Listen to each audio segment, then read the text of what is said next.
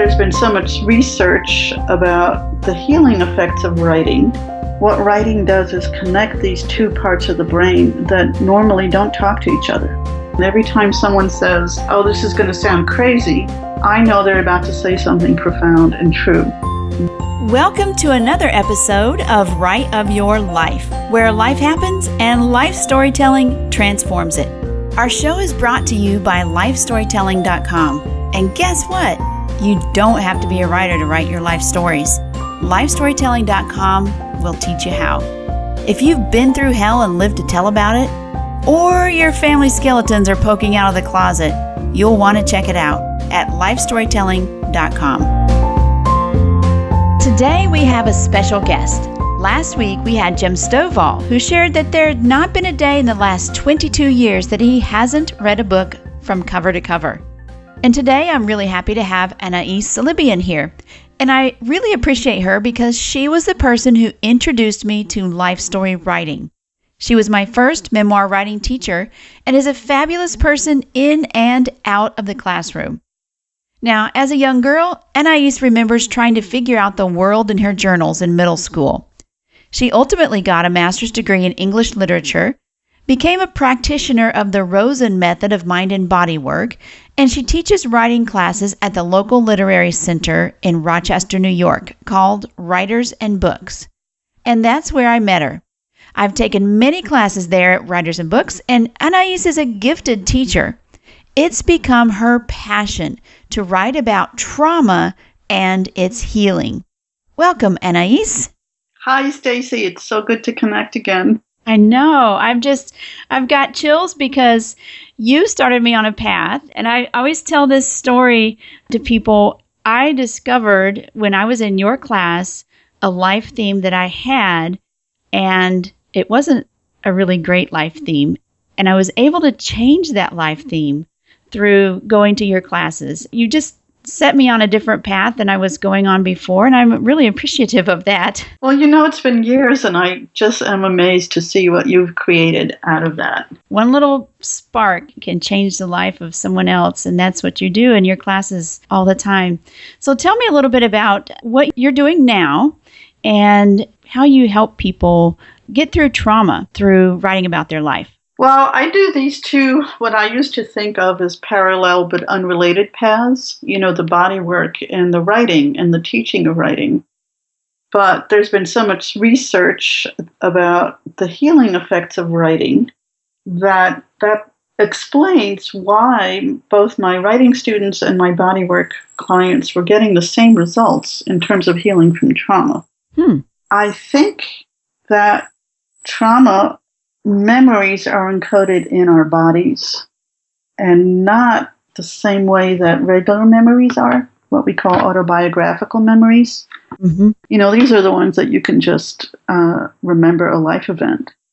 But traumatic memories are encoded in our cells, in our imagery, our sensory perceptions. And what's really interesting is that the part of the brain that registers your bodily experience is a different part than the part of the brain that is conscious of what you think about yourself. So what writing does is connect these two parts of the brain that normally don't talk to each other. And actually, that's in essence what I'm doing in the body work as well as in the writing classes. And tell me, what is that body work, the Rosen method? Give us a brief overview of what that is. Well, it's an interesting thing because it's hands-on. The client is lying on the table, and I'm using what I call listening hands that do not manipulate. They don't try to make any changes happen, but they try to help the client become self-aware of what they're actually experiencing in their body. Now, this body work includes talking about the experience, and this is the crucial part about words. When someone is immersed in a bodily experience, they often don't have words for it because that's a different mode of experiencing than our conscious brain. So we search for words, or words come out of the experience, and every time someone says, "Oh, this is going to sound crazy," I know they're about to say something profound and true. And when they do, I see an immediate change in the body, both in the level of muscle relaxation and in the freedom of breathing in the diaphragm. So to be able to articulate out loud what your experience is immediately de-stresses the body and puts it in the state of the nervous system that allows for healing. You have to be in rest and relax in order to restore. Right. So I'm sure, every day you might notice experiences like this where when you finally say something that's true, there's a big breath of relief, right? Yeah, absolutely. Especially if it's received in a positive way. Exactly. So that's kind of like communication between the body and the mind? Is that what you would? Yes. Okay. Yes, that's what we're establishing, a broken connection. One that is inherently meant to be there, but I think there are two main reasons why we lose it. One is trauma, and two, because when trauma is happening to you, the speech part of your brain actually shuts down. Wow. Yeah. And secondly, we have a bias in this culture to always be thinking, right? Right. Everybody's sort of like a walking brain. And we're as well as being somewhat stoic. Right. Exactly. Yeah. Yes. So that, I don't know, I could rant about why that is so, but so we can be exploited. That's why, Right. Yes. Well, let's stop for a moment and define trauma. What would you consider trauma that someone would need to heal from? What is just something that, just something just happened. That's not that big of a deal. But what would you consider trauma that does this to our bodies? Yeah. Well, I say that trauma is anything that happens that when it happens, you get so overloaded that you can't process it at the moment. Mm-hmm. Your body just goes into shutdown or wants to run away, or, you have the fight or flight or the freeze response. Right. Now, that could be anything from a hurricane to war to a teacher yelling at you. The range of things that cause trauma, it's not the event itself that makes the trauma happen. It's how people respond to you during and after the trauma. Yeah. So, because what we need, and we've evolved to need another human being there to hold our hand, to say we're going to be okay, to keep us safe, and to process the feelings that come up. Right. After the trauma. And then it doesn't become post-traumatic symptoms. So is that somewhat what parents help kids do? Hold their hand and say, okay, it's going to be okay, or understand the first day of school. Exactly. And then when we grow up to be adults, we don't think we need it, maybe, but yet we do. But what's happened when parents do that for kids, the kids internalize knowing how to do it. So then they can do it for themselves. That's called being a grown-up. Right. Okay. I just learned that the kids in England during World War II who were sent into the countryside to avoid the bombing of London had more PTSD than the children who stayed in London with their families and got bombed. Wow. Yes. That's how important this is. Because they didn't have anyone there to say, it's okay, it's going to be okay, we're here. Plus, being separated from your primary caregivers is a trauma in itself. Right. While we're on this subject, I read an article that you wrote, and you mentioned secondary trauma. Yeah. What is that?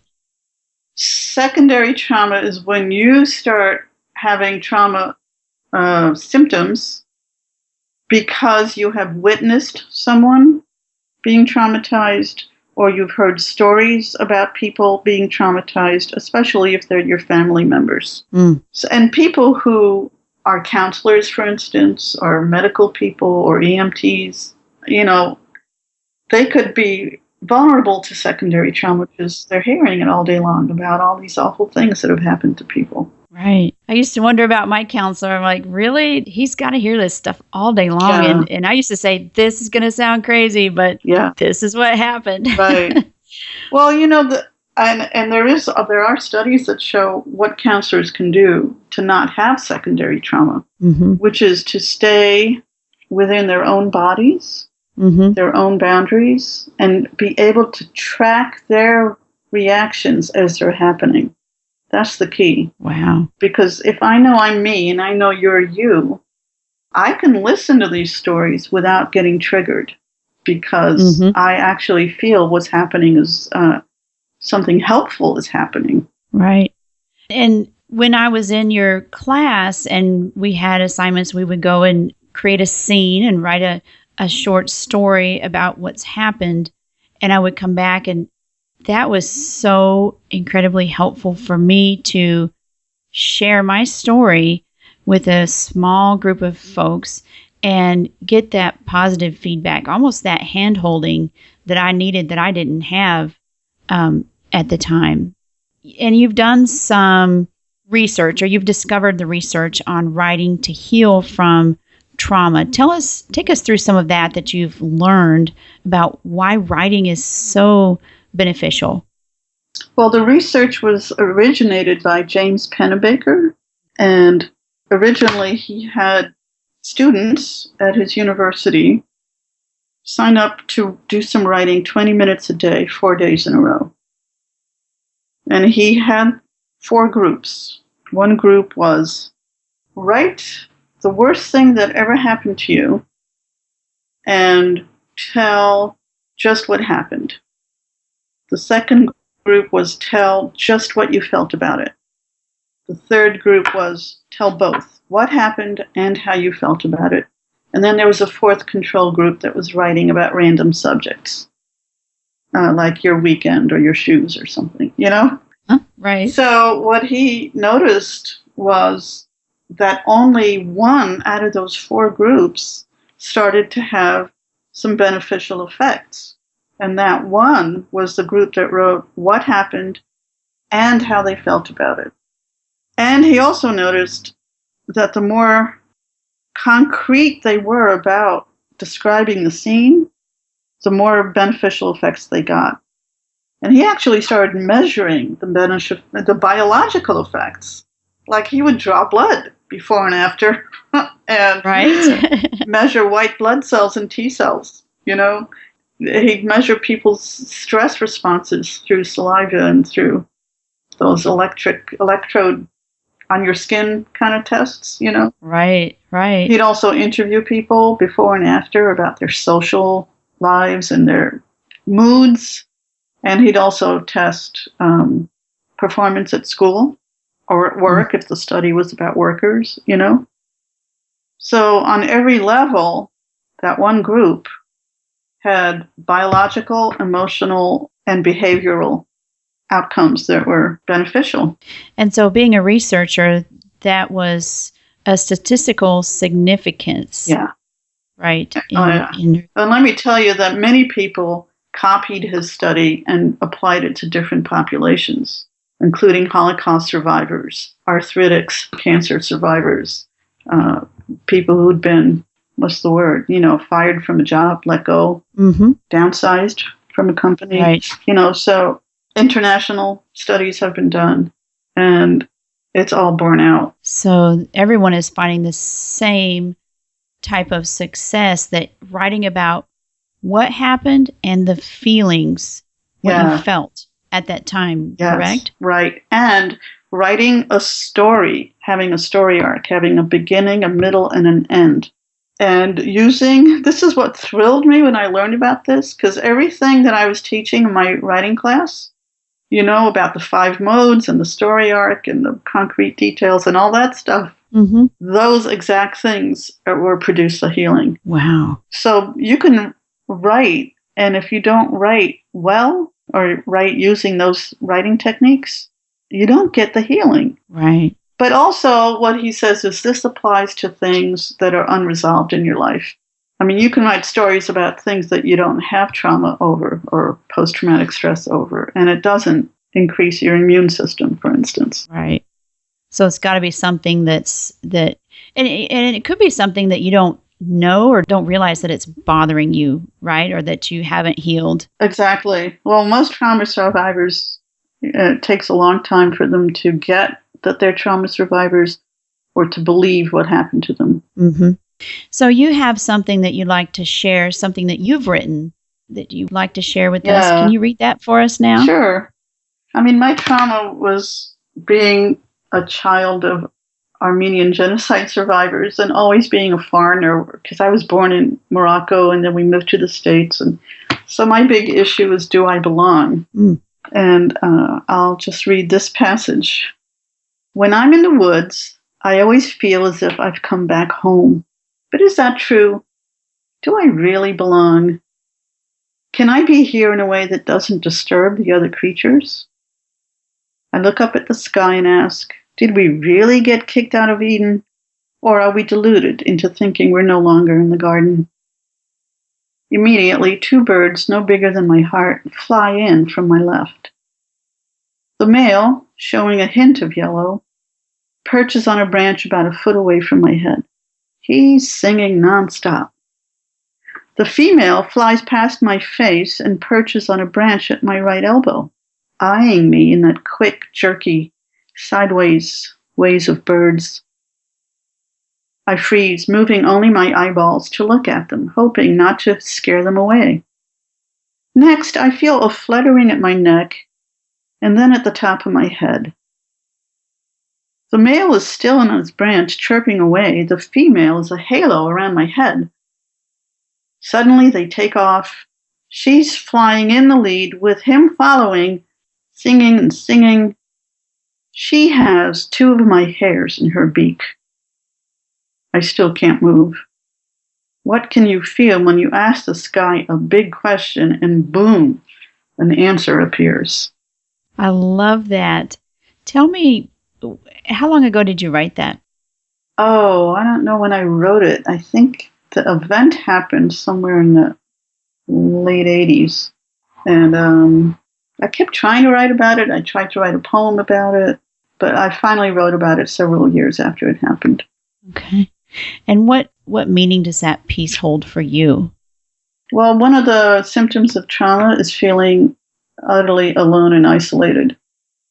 So I used to get my sense of belonging from going into the woods all the time. Nature, And to me, nature is always telling us we're part of something big. We're just woven right in to this whole creation. And it gives meaning. Yeah, I love that. Now, in your workshops, you teach people how to write about their lives, but the folks listening don't have that privilege like I did. So if you could tell them a couple of things to help them get started, how would someone just get started writing about their life?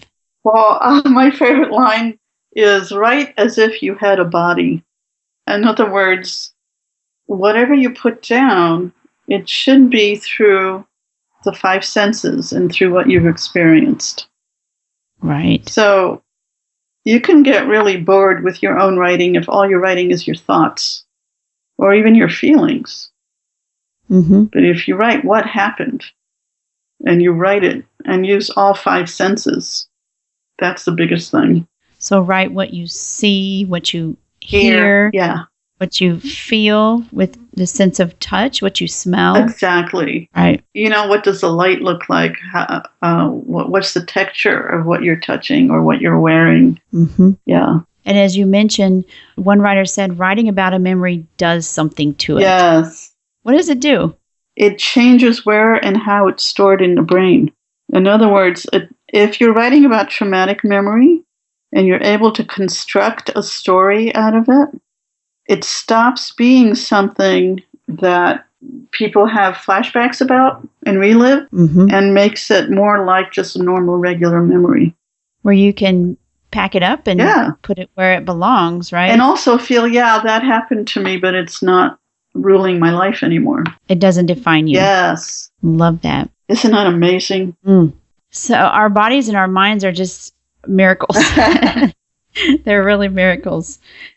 So you really believe that it's healing to write, whether it's for publication or not. So it's not something that you've got to write about your life and share it with the world, or here's what really happened. It's not a tell-all thing. It's more of a personal thing for personal healing, right? Yeah. But, can I add something to that? Absolutely. What some of my people tell me, so you're in a group, in a class, and you've written something that surprises you because there's been an exercise offered, right? Mm-hmm. So you read it, and now that you've written, you reread it, and it has a further impact on you. And then one person told me, and then you get invited to share it. And I always make that optional in my groups. Uh-huh. But the people who have opted to share say once they speak it with their voice and have other people's ears receive it, then the impact really hits them. Wow. Yeah. And, sometimes that's when they cry. They've already written it and read it twice, mm-hmm. and they don't cry until they say it out loud, Mm-hmm. Right. And really understand what it means. Mm.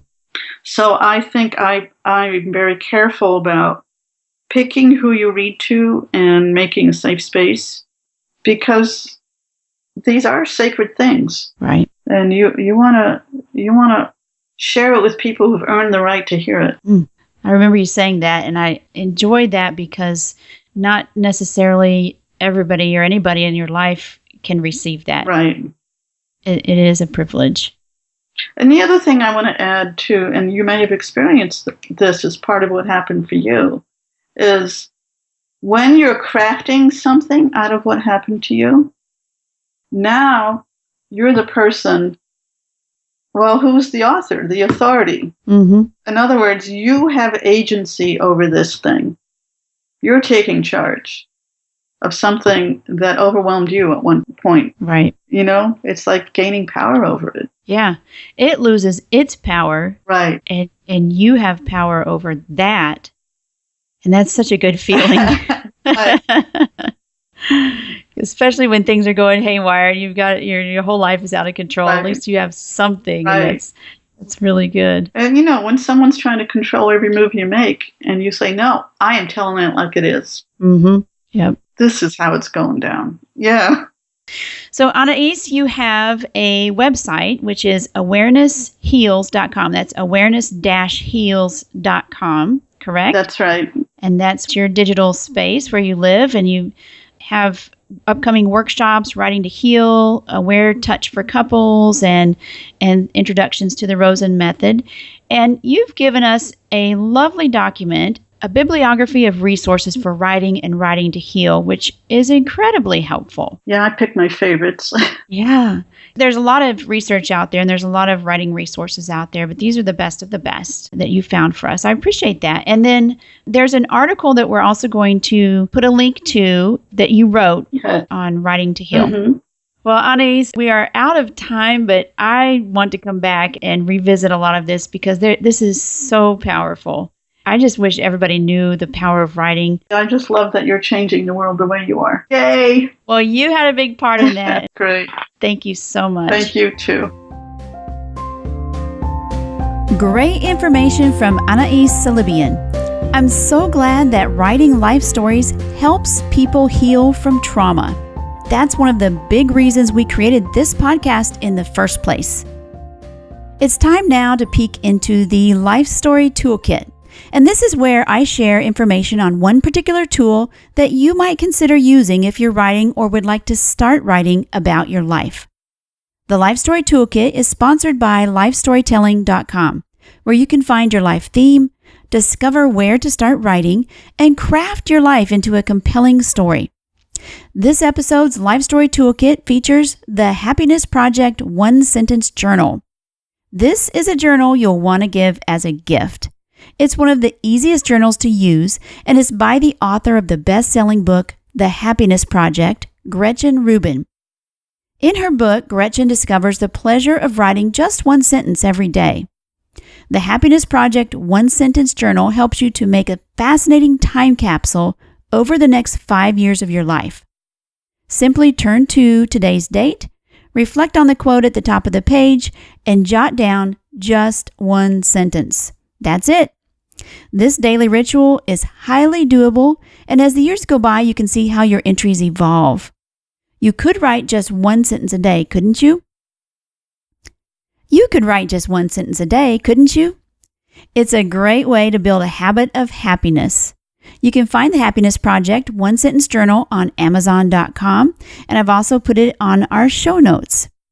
I have some good news for you as well.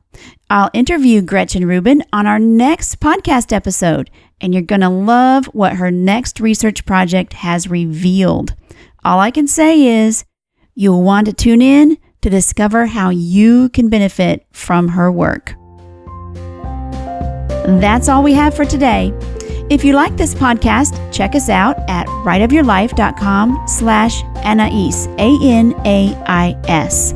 There you'll find show notes from today's show, links to the items mentioned in each episode, and sometimes even bonus material. If you enjoyed this information, the best gift you can give is to share it with another person. Perhaps you know of someone who would benefit from this episode. You can find the share button on just about any podcast player you're listening to right now. You can also head over to rightofyourlife.com and share it from there. We're on Pinterest, Facebook, and just about anywhere you can hold a great virtual conversation. My handle is Right of Your Life. This show is put together by consulting producer Nick Jaworski at podcastmonster.com and myself, Stacy Curtis. We hope that today you have the right of your life.